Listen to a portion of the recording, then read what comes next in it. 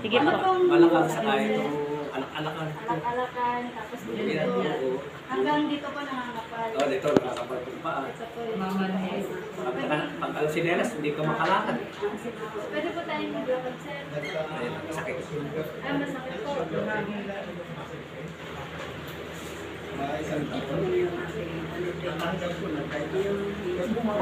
Hindi, akin mo siya. Thank you po, sir.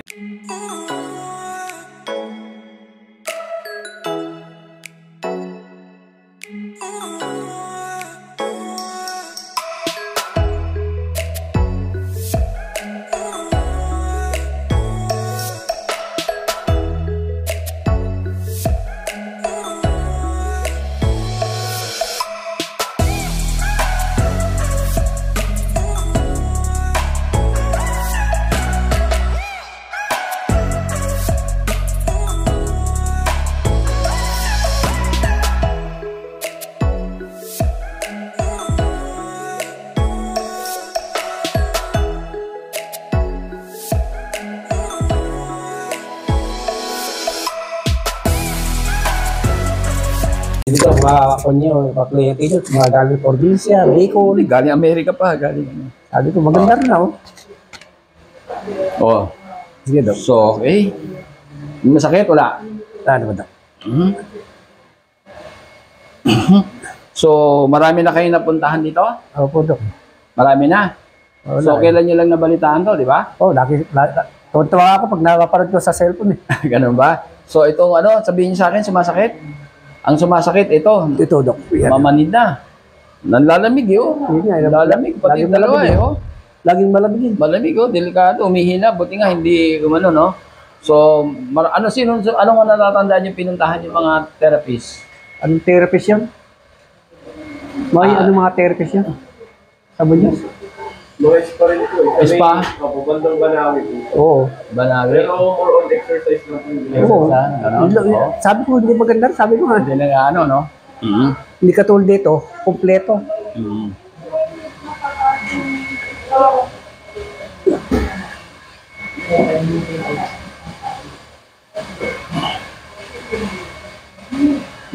Naitaas ko na ba ito? Hindi pa? Hindi pa, Dok. Kala ko, Mga limang ito. padulas. Sige. Ha? Panatin nyo. Bana talaga, kailangan.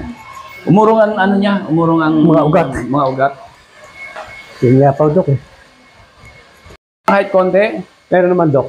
So nag-improve siya. Oo. Yun. Importante pa, may konti. Hindi na lang, kaya lang ko siya, ganun-ganon, kaya lang, hindi na masyadong masakit. Hindi na masyado. So nag-improve na siya, ha? Oo. Sige. Bibilisan. Magja-jogging na ako kayo mga ilang session pa. Tapos yung panlalamig yan, maalisin natin. Delikado yan. Ibig sabihin yan, hindi nagsisirculate ang dugo. Yun nga, Dok. Pag hindi nag-circulate, liliitan nyo para kayo napopolyo. Sige, lakad nyo po. Apat. Bilisan nyo. Malamig eh. Oh, sige.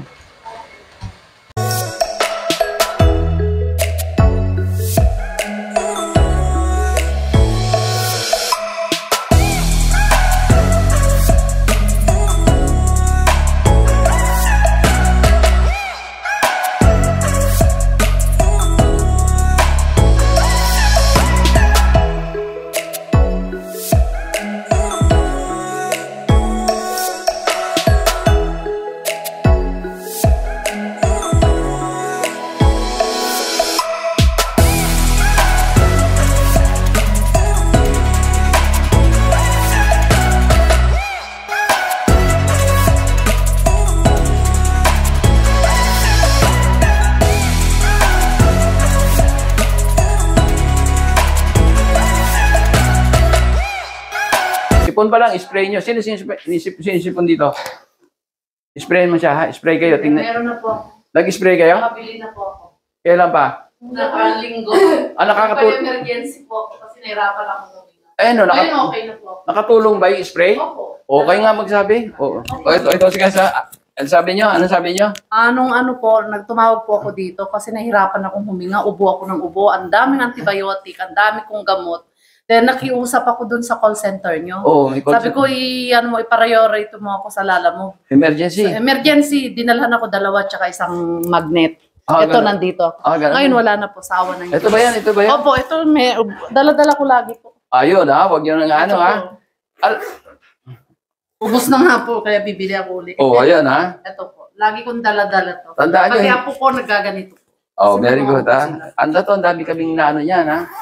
Natulungan Maganda yan. po niyan, promise. Oo. Kahit, lalo ngayon ha, kung sa China, ang totoo ngayon, marami nang napupunong clinic sa ubo ha, mangyayari sa atin yun. Ganun din sa China ha. Kaya paghandaan nyo, dahil ang hirap, tamaan kayo ng ubo, ma-hospital kayo. Kung may mahina pa puso nyo, may stroke kayo, doon kaya may namamatay na matatanda. Ha?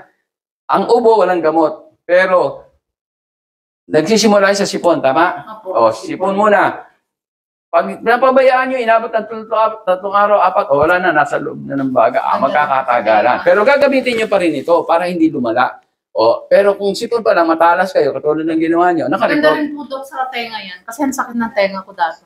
Ginanong, kasi nakita ko dun sa okay din sa tenga. Oo. I-sprayan ko yung tenga ko kasi parang masakit, kumikirot. Ang Oo. ganda.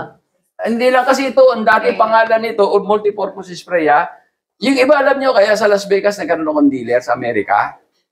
Yung mga nurse ng Pilipina, sabi ko doon sa dealer ko, ang dealer ko nasa may Quezon City, bakit pa nadala mo sa Las Vegas? May dealer tayo ron. Bakit? Lumakas. Di ba lakas ang COVID? Hindi. Alam mo kung saan? UTI. Ang dealer daw nyo, nurse. Nagkaroon ng UTI, kung ano na ininom, ito in-spray sa puwerta. Ayun na isa. Kaya doon sila ay maraming nurse, malaking ospital. Ayan, kaya hindi lang yung sinabi sa tenga, kaya dinugtong ko na, ha? Ito, alam nyo kung ano yung laman nito? Kung ano yung ginagamit ng ating katawan, sa loob ng ating katawan na pamatay sa virus at bakterya panlaban. Ano yun? Zinc at ano pa? H2O2. Pero wala naman po akong ubo, wala akong ubo. Uwi na kayo, parang nahihilo lang ako. Hindi. Sa pag-therapy tayo, yung hilo-hilo, makatutulungan kayo sa therapy. Ibig sabihin nun, may problema yung dugo nyo, yung oxygen, nakakaano. Mahina ba kayo minom tubig? Medyo Mahina. Dadamihan nyo, ha? Tapos magte-therapy kayo, ha? Okay, mababawasan na. Yung karanasan ko dito sa magnet na to, pero bago ko naalala to, galing na kami dito noon eh. Di ba, nagpaano na kami. Nagano na. So, gumanda pa ganun, pati yung likod ko, yung sa likod ko, hanggang wala na eh. Hindi, wala. Ayos na siya. So, ito lang ngayon, bibiyahin na kami ng Pamindanao. Yung aeroplano, habang umakyat yan, may pressure yan. Nahirapan ako huminga. Naranasan niyo ba yung pag huminga, parang may tumutusok sa... Sa akin, lumalala siya ng lumalala. Hindi na ako nagpalata sa magulang ko. Parang kumukulo, parang may gumagano habang huminga ako. Medyo matagal, pinabayaan ko lang kasi minsan nawawala, di ba? Hindi, lolang lumalala. Sabi ko, naalala ko yung dugo. Malapit siguro dugo ko. Yun, diba? Nandito na sa akin yung bagong ganyan. Kinuha ko magnet. Pag nagpatapat ko siguro 2 to 3 seconds, ang luwag ng hininga ko, sabi ko, grabe to. Naalala ko lang sa salamat talaga sa kamay talaga. The best. Dun sa may kinalaman ito sa number 2, yung kaninang slide na pinakita namin sa inyo, na yung sa dugo, yun ang pinag-usayan. Kapag acidic ang ating katawan, ibig sabihin kulang sa oxygen, napaplat ang tao. Kung titingnan niyo yung first picture nito, alkaline yan. Yung sakong ang titingnan niyo, yung pitsol, yung sako, tingnan pantay. Pero doon sa acidic, nakita niyo, umaano sa taas kapag nilagyan ng magnet. Diba? Kanina sabi ko, gagamitan natin ng magnet. Ito, calibrated magnet ito, Huwag kayong basta gagamit ng magnet. Dahil ang magnet, nakakabuti, nakakasama. Tandaan nyo, ang dugo natin ay bakal. Kapag gumamit kayo ng magnet na hindi calibrated, pwedeng higupin yung dugo nyo at nakatulog kayo, pwedeng mahirapan kayo huminga at baka atakihin pa kayo. Ito, kahit gamitin nyo ng 24 hours, 7 times a week o 365 a year, days. Wala kayong problema dahil ito kinalibrate ko. Kaya ingat kayo, ito, calibrated ito. Ang tawag calibrated magnet. Pag ito acidic kayo, inilagay nyo sa katawan nyo rin mo, nilagay mo rito, alkaline ka, hindi liliit yung sakong mo, di ba? Pero pag nilipat mo rito, at nilagay yung acidic ito, lalo masakit ang ulo, makita nyo, magbabago. Kung titingnan nyo yung first picture, alkaline yan. Yung second, acidic, medyo tumataas na. Pero yung kondisyon, ang kadalasan, wala pang sakit yan. Acidic lang. Tandaan nyo, ang tao, 3 taon bago magkasakit, acidic ang 3 taon, more or less, Depende sa katawan ng tao. Pero pag yan na inabot na ng 3 taon na acidic, dumami na ang bakterya. O di pwedeng high blood ka, hypertension, diabetes, kung ano-ano pa. O baka may tumor ka. O kaya iingatan natin. Kaya itong magnet ito, malaking bagay ito pag marunong kayong gumamit dahil ito, kayo na mismo magiging doktor sa sarili, kayo mag-i-scan kung may problema sa katawan nyo. Dahil pag ito inalagay nyo kung saan ang acidic ng katawan nyo, ay madidetect, iikli kayo. Kung hindi naman kayo umikli, pantay ang nyo, sahong nyo, alkaline yon. O anong gagawin nyo? Pag nakita nyo acidic, nilagay mo dito acidic, mag-i-spray lang ito sa ulo. Mamaya, pakikita yung spray to, itong to. O yung isa naman, nakita nyo, yung second picture, acidic, medyo miikli na yung maatras na yung sakong niya. O wala pang sakit yan. Pero pag kami sakit na, katulad ito, may cancer itong paa na to, makita nyo yung number 3rd picture, ayun, makita nyo, ganun ang makikita nyo sa mga susunod na slide. Ni-orient ko lang kayo para aware kayo na ganun ang kasi kayo gusto ko, kayong gagamit ng produkto ko, kayo mismo maging doktor sa sarili nyo, huwag kayong aasa sa akin dahil malayo tayo bago tayo magkita, di ba? Ano yung mukha niya, ha? Ayan yung may cervical cancer. Ano pangalan mo? Almira Castro. Almira Castro. O sige, tingnan natin Ando na yung tingnan natin. Ang tao umuurong kapag may sakit, lalo may cancer. Tingnan niyo yung paa. Di ba? Ito, pumasok ito, hinatak ito. Nakita nyo? Okay, ang gagawin natin, spray natin. Kunin mo yung spray. Spray sa ulo, ha? Alisin mo na yung magnet. Okay. Tingnan natin, kung magre-response yan, Pero pagka nagaganyan ako, umuukay ang pakiramdam ko. Kaya may ganito pa. Importante yan, Yan, sige. Okay.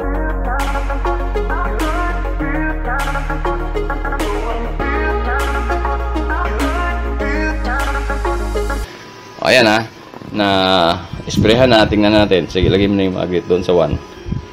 Okay, lagay mo, Yan tingnan, sandali lang yan, tingnan natin. Unti-unti, di ba? Yun. Nagpantay na, di ba?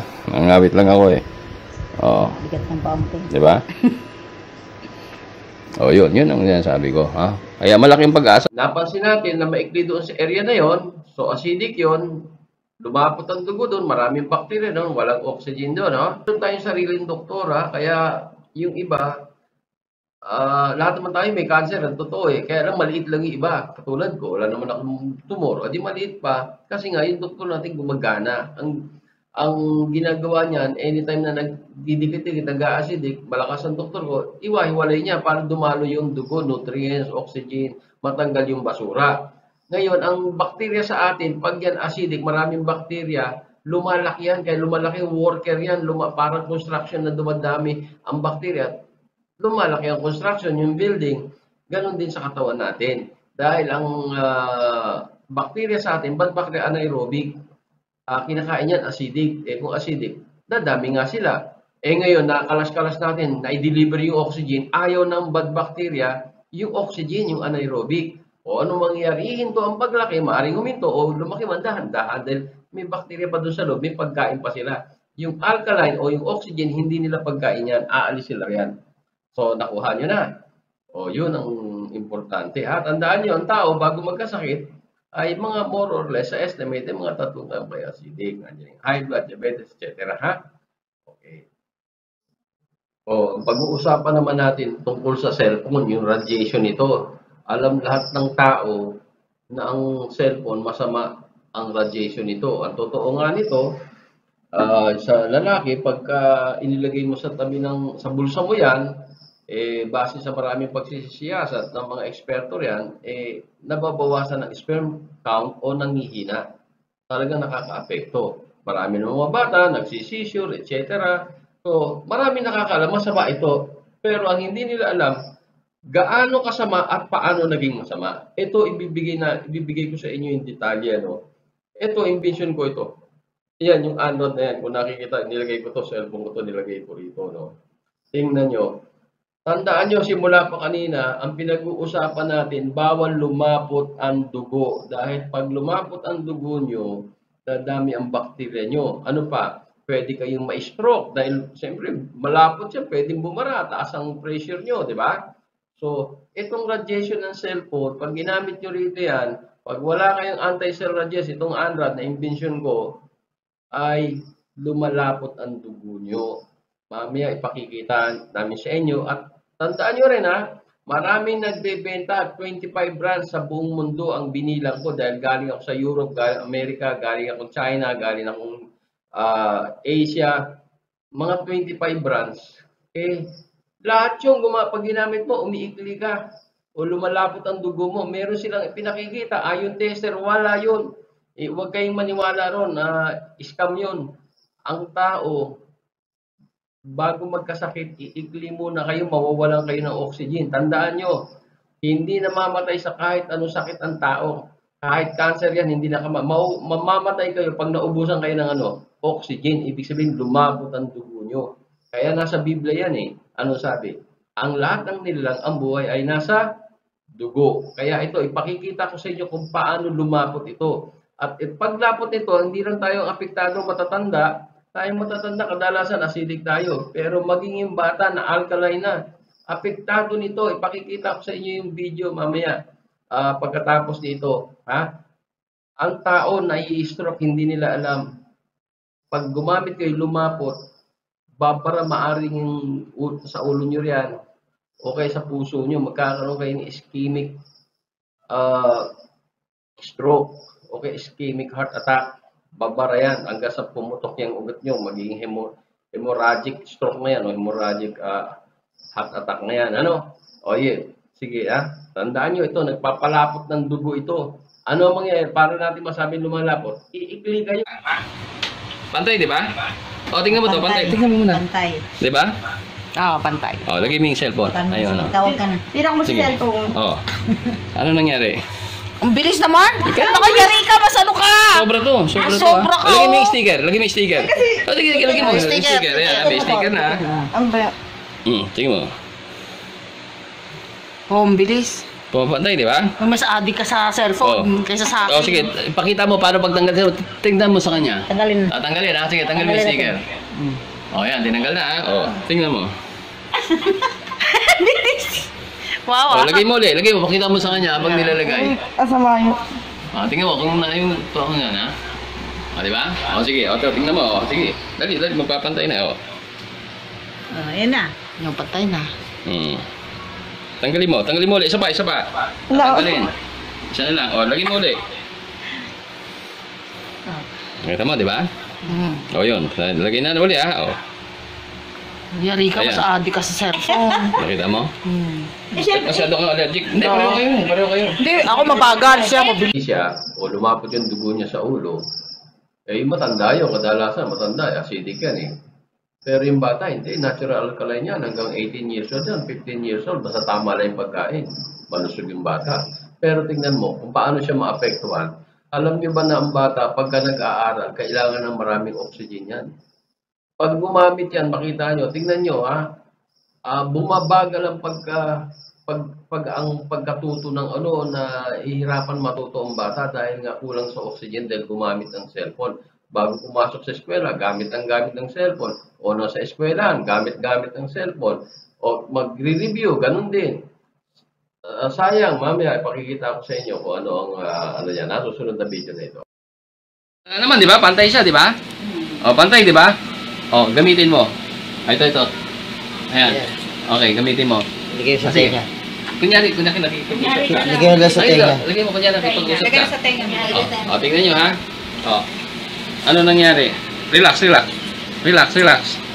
Nakita nyo, di ba? Lumiit, Tanggalin mo.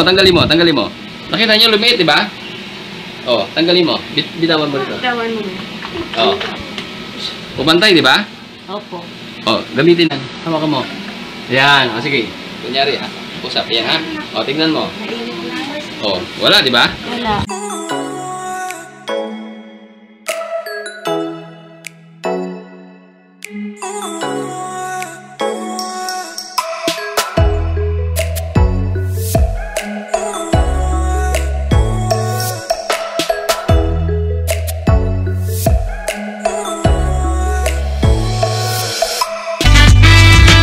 Ilang mga natatanging Pinoy sa bansa ginawaran ng pagkilala sa katatapos lang na Bravo Filipino Awards na ginanap sa Manila Hotel. Basta binigyang pagkilala yung Pinoy inventor na si Ismael Aviso Sr. bilang Inventor of the Year at kanyang anak na young entrepreneur na ginawaran ng Excellence in Business.